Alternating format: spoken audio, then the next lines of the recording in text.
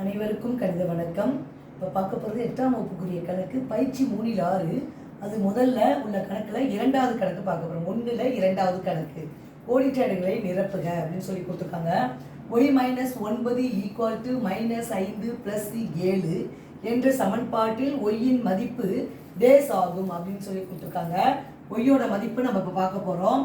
y = இது அப்படியே எழுதிக்கிறேன், -5 + 7. இந்த -9 வலதுபுறம் இருக்கிறது, இடதுபுறத்தில் இருக்கிறது வலதுபுறம் கொண்டு போகிறேன். -9 என்ன இங்கே வலதுபுறம் வந்துச்சுன்னா +9ஆக எழுத வேண்டும்.